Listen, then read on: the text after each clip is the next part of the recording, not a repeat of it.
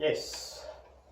Lwayo inakuza omwezi 27 omwezi ogwokutaano omwezi gwa Mother Mary tugenda tugumalako tetwerabira sapule.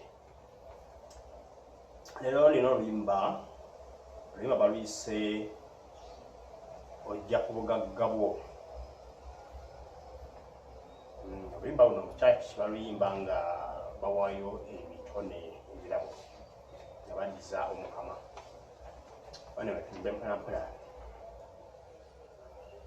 Ojja ku bugagga bw'Omukama wange ggwe n'ongaggawaza ebyo by'empita ebyange byonna bibyo. Njigiriza nange okutoola kw'ebyo by'ompadde bikuddizenga. Njigiriza nange okutoola kw'ebyo by'ompadde ngaggawaza abalala. Ebirabo bye ndeese biibino nga biva mu kutegana kwange.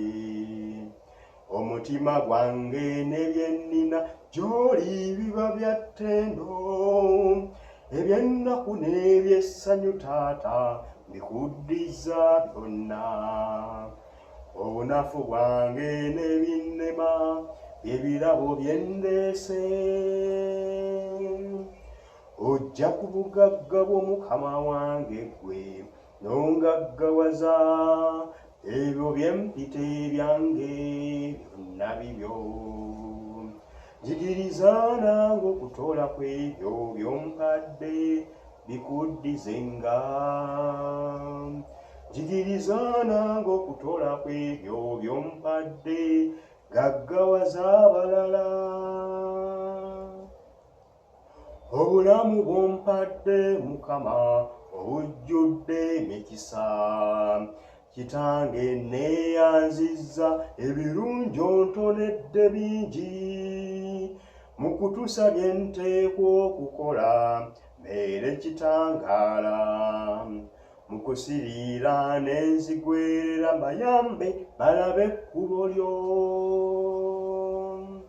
Ojja ku bugagga bw'Omukama wange ggwe n'ongaggawaza ebyo by'empita ebyange byonna bibyo.